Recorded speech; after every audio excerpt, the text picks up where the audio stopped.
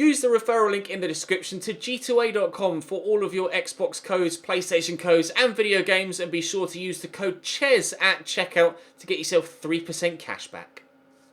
Hey guys, welcome to episode 12 of season 4 here at Sunderland. Today we will end the 4th season and we will learn our fate in the Premier League.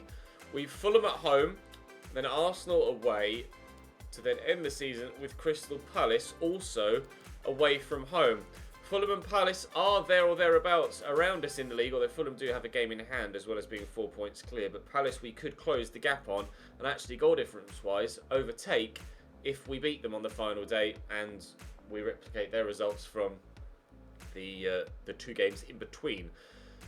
The relegation battle is particularly tight, especially if Stoke win their game in hand, because they will be level on points with Watford and just both of them a point behind us. Leeds aren't entirely out of it yet, although they are 6 points behind ourselves. Burnley aren't entirely clear either. They beat us yesterday, of course, which was devastating and threw us right back into the mix with regards to the relegation picture. A win in that game and we'd have been clear, and a win against Newcastle rather than a draw thanks to the late Danny Welbeck equaliser would have seen us a long way clear if those 2 games had gone our way. But such is the way of things when you're near the bottom.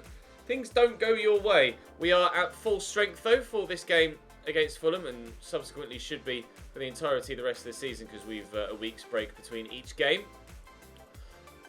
I don't know whether we'll stay up or not. I'm hoping for the best. We currently have our fate in our own hands, but with tough games against Arsenal and Crystal Palace, and this one against Fulham isn't necessarily going to be too easy either. So we shall wait and see. I might be delighted by the end. I might be absolutely heartbroken by the end. Time will tell. Drop the video a like if you enjoy. Subscribe to the channel to make sure you don't miss out on next season.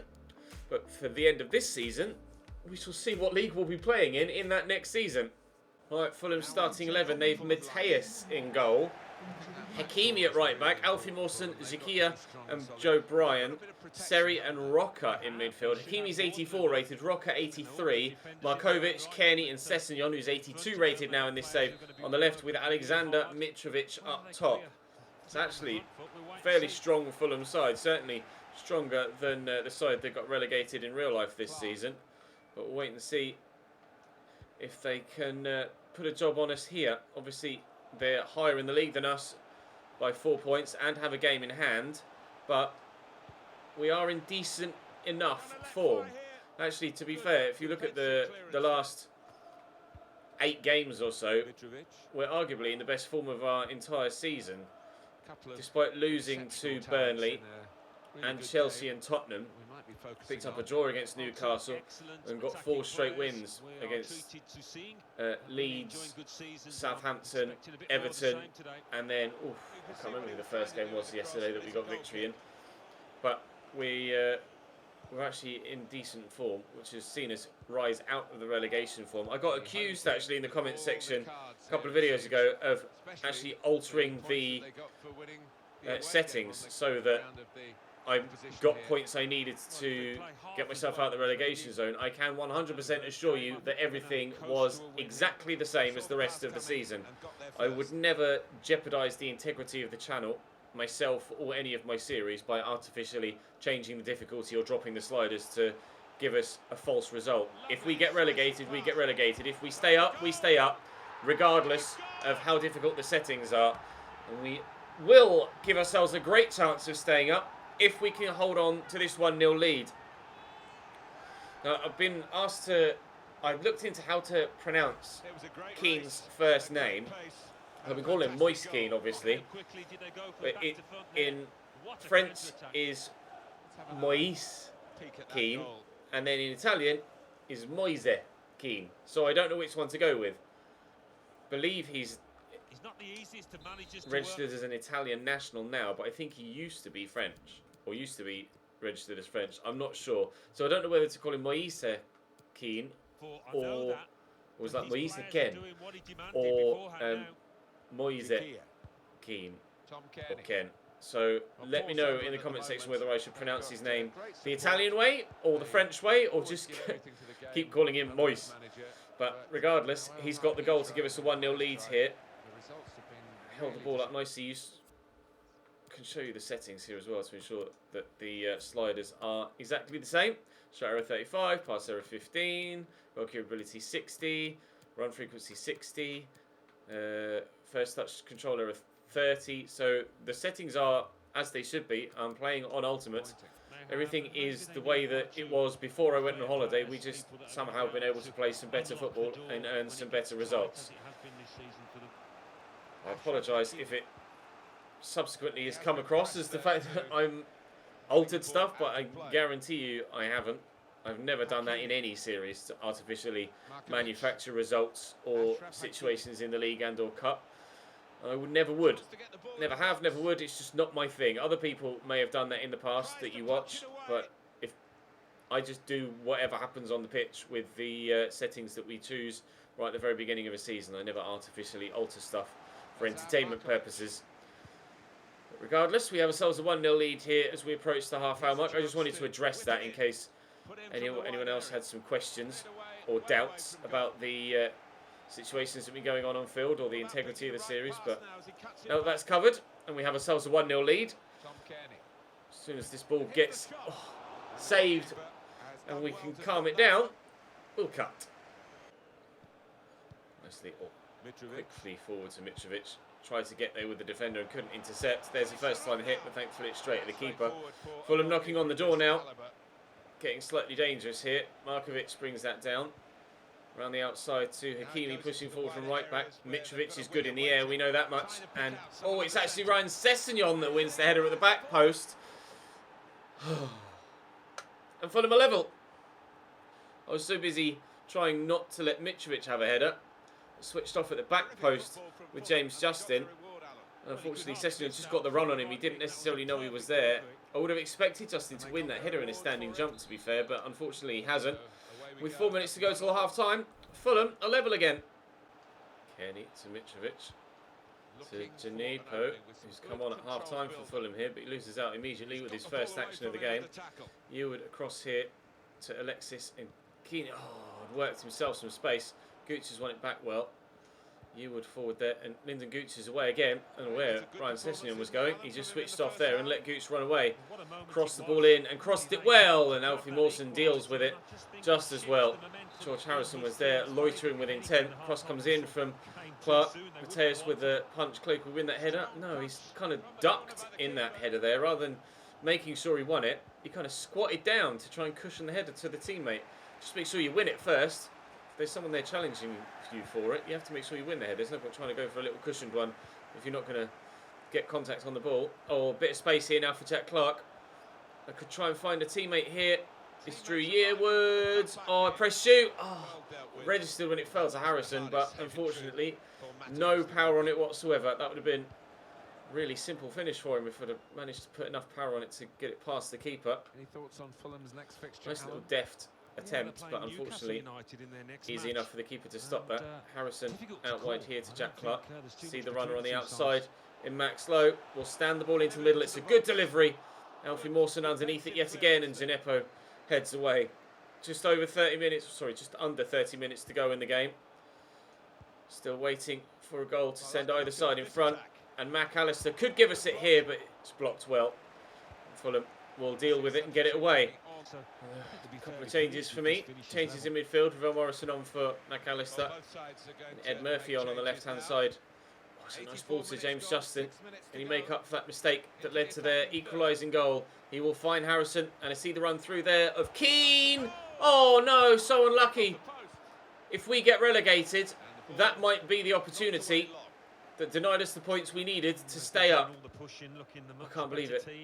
Such a good chance. Here's Harrison. Go to Keane again. Oh, it's going to drop free here to Ed Murphy, who can knock that round the corner there to Ravel Morrison, who's come off the bench here. And Keane again. And this time, scores!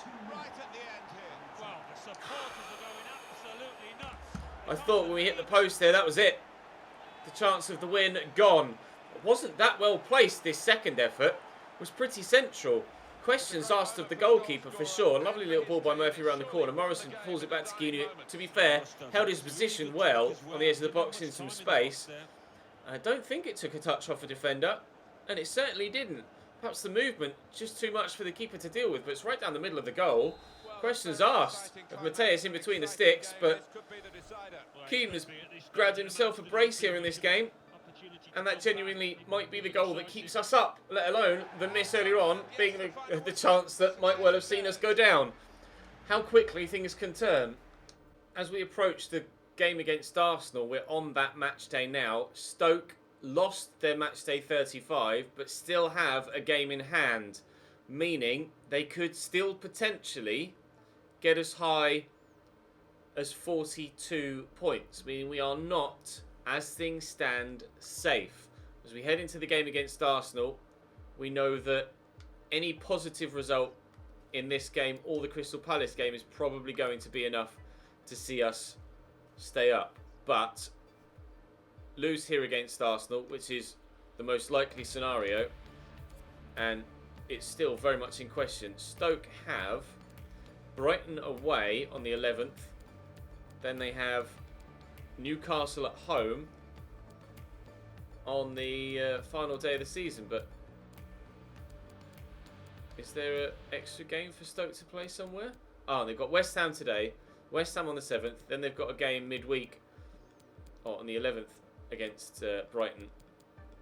And then it's Newcastle for them. So Newcastle could inadvertently help keep us in the league. So Stoke do need to beat West Ham, although they probably will because West Ham are bottom. So it's still very much in the air, but we might not need to play the game against Crystal Palace. We might be able to do, Keane won Player of the Month. We might be able to just play this one against Arsenal and then sim the Crystal Palace one because our league safety is assured, but we shall wait and see. Arsenal's starting 11 is very strong. Bernd Leno in goal. Trent Alexander-Arnold at right back with Diop, Maria and Kolasinac at the back. Dendoncker and Zobnin holding in the midfield with Maitland-Niles, Aaron Ramsey and Pione Sisto as the three sat behind Moussa Dembele. Really difficult team to play against, this Arsenal side. We expected defeat before we came into the game. We'll see if we actually get handed that defeat by the end of the game. Arsenal in there to Aaron Ramsey. Here's Maitland-Niles. Trent into the middle and away by James Justin. Similarly so by Keane and George Harrison. It's well worked between the two of them. And short there's Drew Yearwood. And through that gap is Lyndon Gooch, who's in behind him. Kolasinac isn't quick enough to deal with it. I see Jack Clark at the back post. Let's see who will look for. We lead by a goal to nil at the Emirates. The man over at the back post. Lyndon Gooch with a lung-busting breaking run in behind the left back. Kolasinac was always going to be the weak link in that back line for his lack of pace. We have an early 1-0 lead. Picked him out really nicely. Drew Yearwood's breaking through from midfield as well. And just at the back post they switched off. Didn't track the run. Good finish back across goal as the keeper's going one way. The ball goes back the other. Oh, Jack, you've scored some great goals for us this season. That might just be the most important. His 12th of the Premier League season. Being a double over them. Sisto, picked off nicely by Alexis. We did lose to Arsenal last time we played them. He just mentioned that in commentary as well. Lyndon Gooch is again in behind here. Sisto has the pace to catch me up though, even if Kolasinac doesn't. Jack Clark played him well. Oh, the defender is committed there. Foolish decision. Back to Harrison. Across here to Drew Yearwood. Oh no, it's Keane and he's drilled it wide. What a chance. They are still in charge of this match. Oh, 2-0 and we're in a great position. I can't believe he's missed that. That way there to Sisto. Play the 1-2 with Ramsey and he's in the box here. Pione Sisto and this is dangerous. Option to shoot. There's Dembele. There's an equaliser. Probably only a matter of time before they got themselves the goal to go back level. But should we have been out of sight? It's only a couple of minutes after Keane missed a gilt-edged opportunity at one end. We come down the other. Sisto with a turn. Dembele just backs away. Questions after the keeper. Perhaps he should have saved that. It wasn't necessarily away from him. In fact, it's kind of straight at him. I think we need a new goalkeeper next season. That's 1-1. Turns inside well. Drill that looking for Keane. It's actually Gooch that's found. Here's Jack Clark. Scored a number of important goals. And that was deflected and Leno did brilliantly to react to it. Again, very nearly getting ourselves a second goal. We'll whip this in. Harrison could be underneath this. Jason Murillo is drop here to Lyndon Gooch. We could still work something. Alexis. Here's Drew Eward. He's got great long shots, but not on this occasion. Gooch has made the run down the line again. He's having a field day against Kolasinac. Cross comes in. Bosnian does actually get back to block that on this occasion. Clark delivers the corner. It's a good one. Tamori's up. Needed tipping over by Leno. It was going to dip under the bar. Try and drill it towards the near post this time. And again, Tamori's underneath it, and that was awkward for the Arsenal back line, but worked away. Gooch does well there. Tamori find Harrison. Justin. Squeeze it through there to Keane. No, we can't. Murillo cuts it out nicely. Just trying to thread the eye of a needle. Unfortunately, misplaced. Looks like it's going to be 1-1 at half-time here, but to be fair, getting a draw against this Arsenal side, actually a decent result, if we can hold on to it. Free kick for Arsenal at the end of the half. Den Donker delivers. Or not headed away. That was on its way in. Easily enough for Bettinelli to stop that, but I'd be worried for a moment. Gooch again in behind here. Kolasinac cannot deal with him. And we might even still end the half in front. Oh, George! Well, that needed a more subtle touch. He's gone for power and he's nowhere near. Well, I don't think he kept his head down, actually. Nothing like a striker's instinct when you need it. In there to Harrison, who's turned really nicely. And Keane. Oh, nearly. Oh, I've got a free kick, have I? Okay, that was unexpected. Keane taken out after the pass was made. It's going to be McAllister to take the free kick.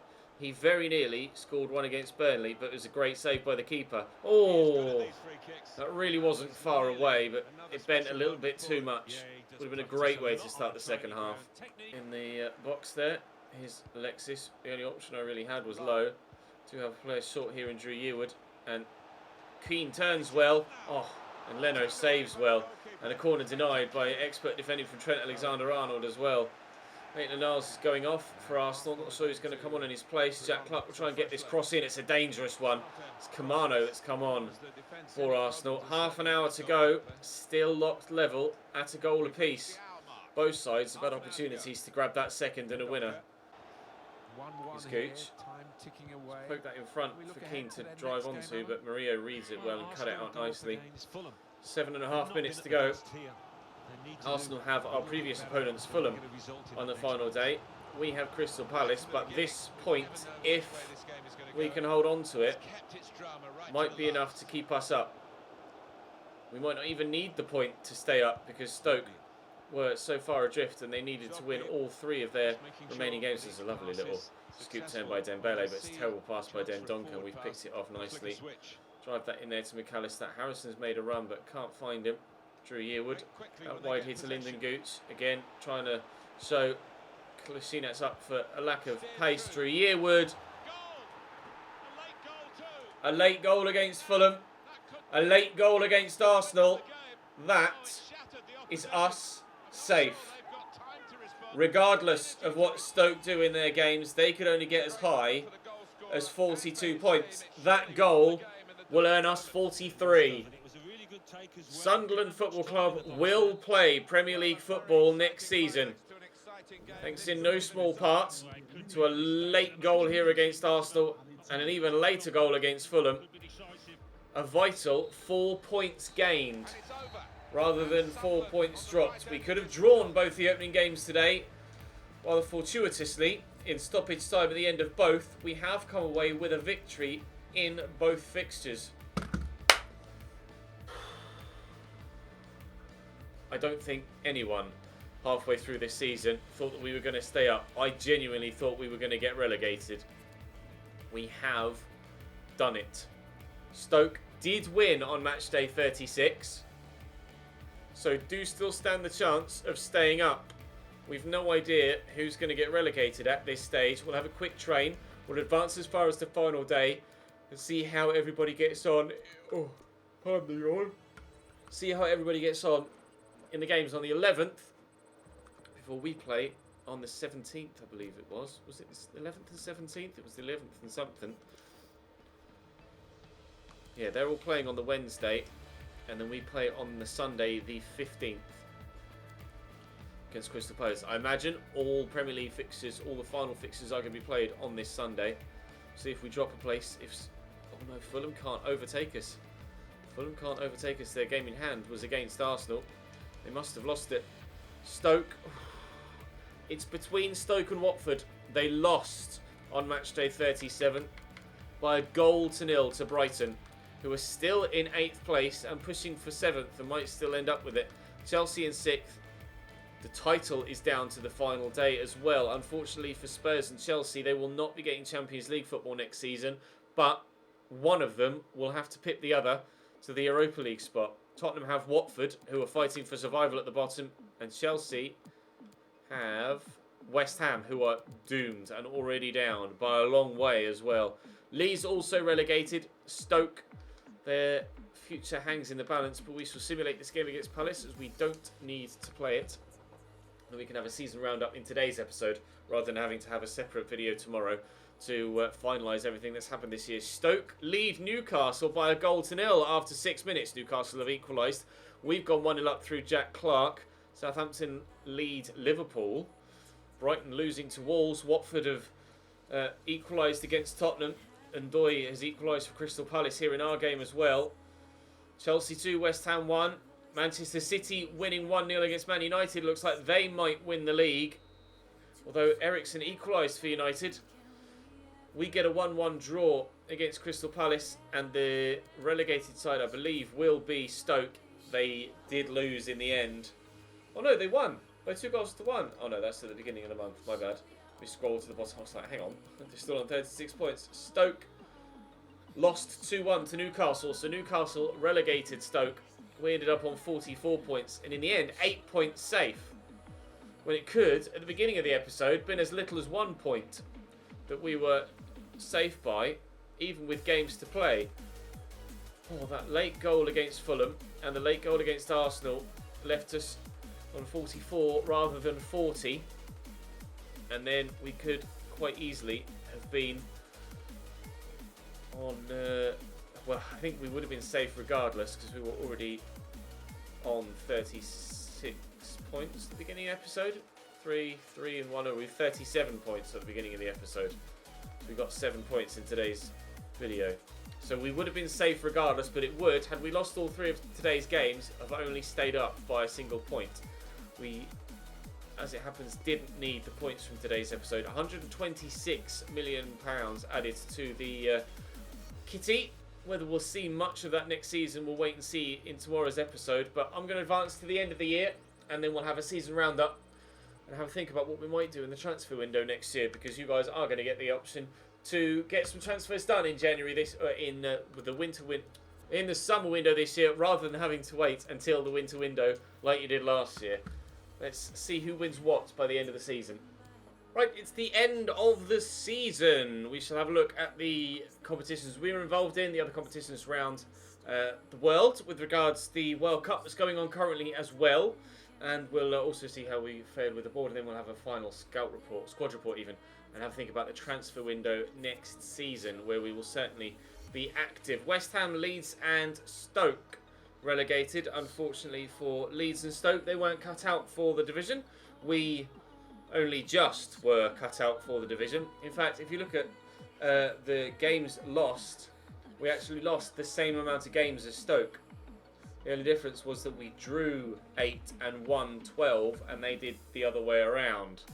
We actually conceded 58 goals, which is more than anyone but Leeds, who conceded a whopping 70. And they only scored 29 as well. That's a really painful season for Leeds United. They did get victory over West Ham at the beginning of the season, as you can see on the right-hand side, probably just above my head. Maybe I'm blocking it, I'm not sure.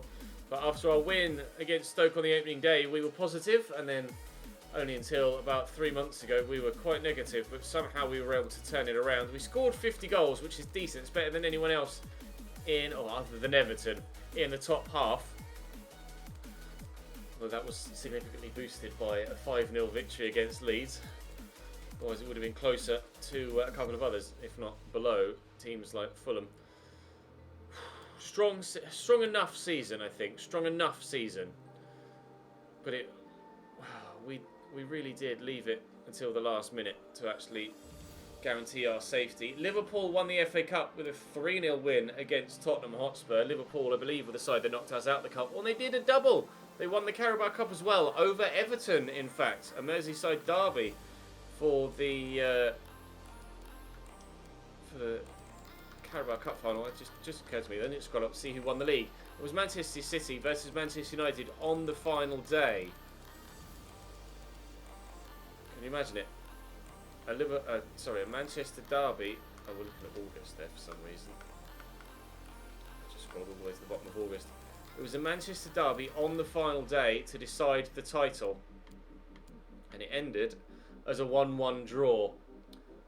I bet that was one hell of an atmosphere. Arsenal finished 3rd, Liverpool 4th, Spurs pip Chelsea to that 5th spot. So they'll get European football next year. Chelsea will not, unless they won the Champions League or Europa League this season, which I don't believe they did. We shall have a quick look.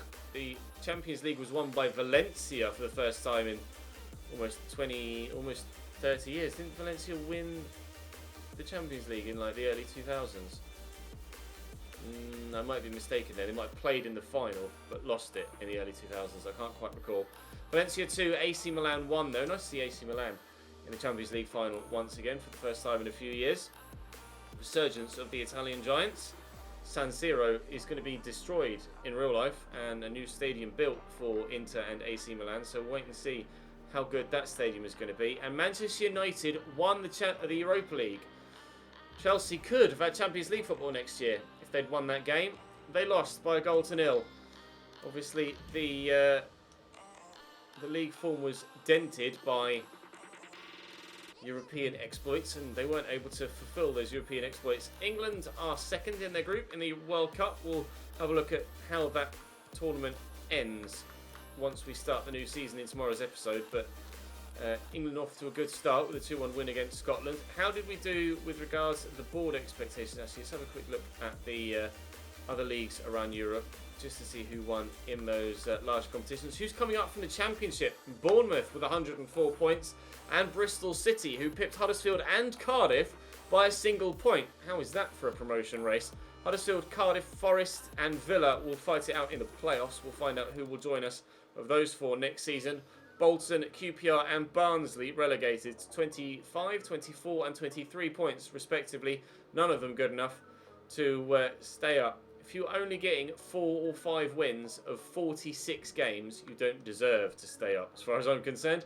Birmingham and Portsmouth promoted. Birmingham also getting 104 points. Then Preston, Ipswich, Plymouth and Oxford will fight it out in the playoffs.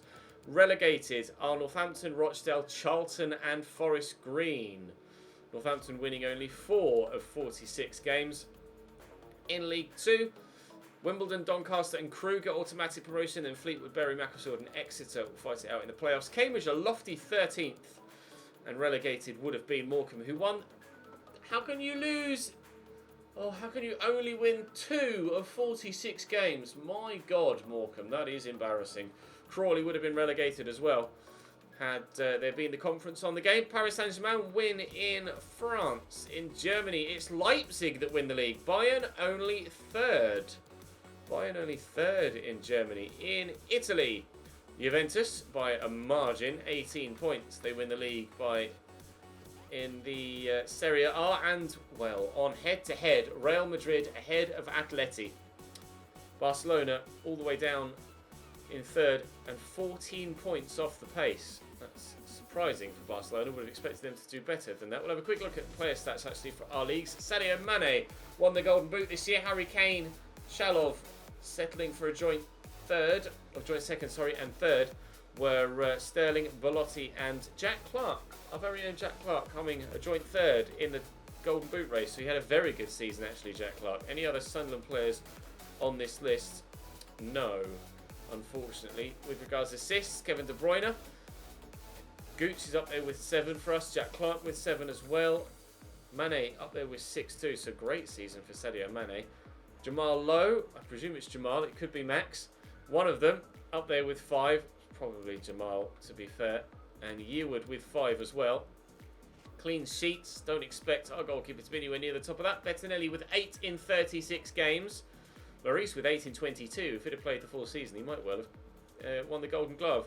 In the end, it's a shared Golden Glove between Ederson and De Gea, although Ederson did it in fewer games.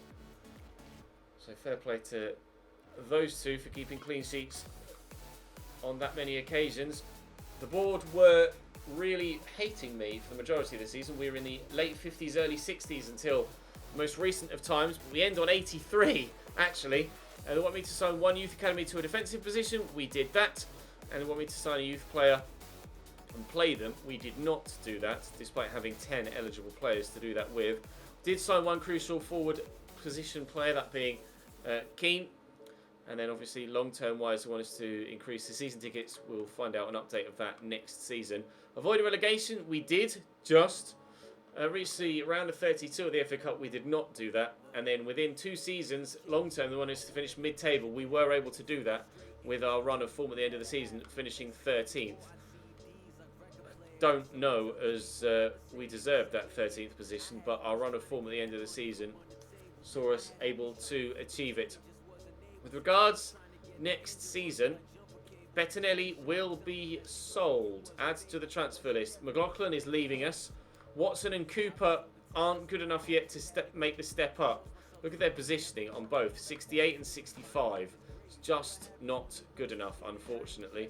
So we are going to sell Bettinelli, lose McLaughlin, and then buy a first-team goalkeeper. At right back, we've Morgan Turner, who's gone up 3 to 77. He's actually been regularly asking to leave, Morgan Turner. I don't want to let him go. I want him to be a key player for us in future seasons. He's growing really well, but he wants to go. I do not want to allow him to leave the club. Fikayo Tomori, up 2 to 79. Really good signing for us, continuing to prove to be just that. Similarly, Juan Foyth. We weren't the best defensively this season, but certainly we were better once he arrived. Jimmy Dunn did go up another 2 to 76, but he wasn't really cut out for Premier League football. And Liam Bennett is up 3 to 73 and getting better all the time. Hopefully it won't be long before he's able to take a spot in the first team picture. Probably won't be starting ahead of Tomori or Foyth, but certainly playing more regularly than he has been. I'm not sure how many games he played this year, just the 4. Not that he performed well in either of them, or any of them even. James Justin is playing at right back for me this season, up 2 to 79. He's very solid. Quite happy for he and Max Lowe to continue on in their first team wing back roles. Edwards is getting on now and growing nicely, so he'll be good for a backup wing back role. And to be fair, so is Morgan Turner. So I'm quite happy with the defensive lineup we've got, despite the fact we conceded a few more goals than we should have. I think that was mainly down to the goalkeeper.